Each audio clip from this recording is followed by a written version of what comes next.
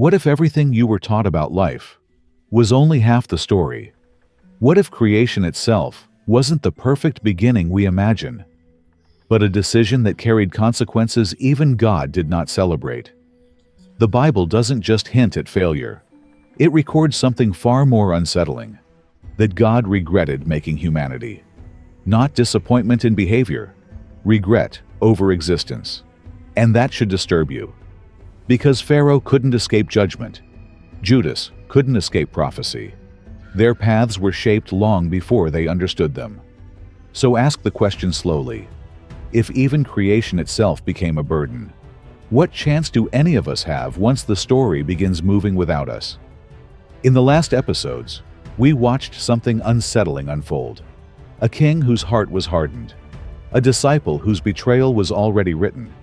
Pharaoh's choices were narrowed. Judas's path was foretold. But this goes beyond a man.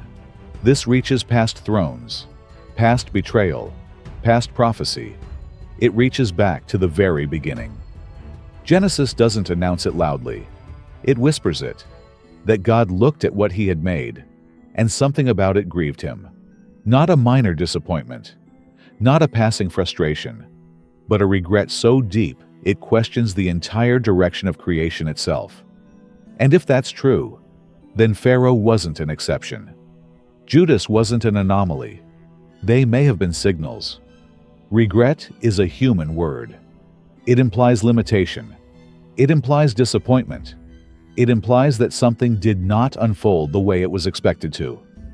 So when Scripture uses that word about God, we're taught to soften it, explain it away, redefine it. But what if we're doing that because the alternative is too uncomfortable? Because if regret is real, then it suggests a moment where even God looked at the outcome and questioned the direction.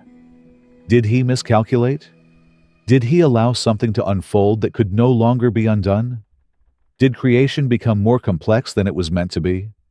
And if humans were part of that complexity, part of that deviation, part of that grief, then ask the question we avoid.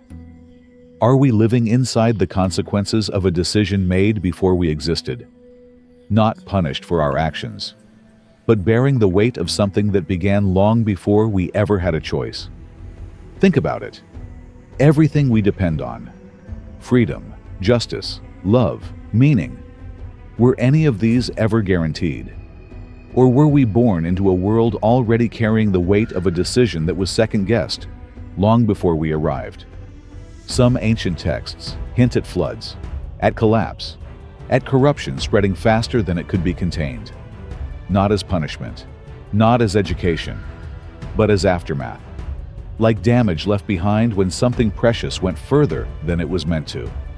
The unsettling idea is this: not a God furious at his creation, but a creator standing back from his own work and grieving what it had become.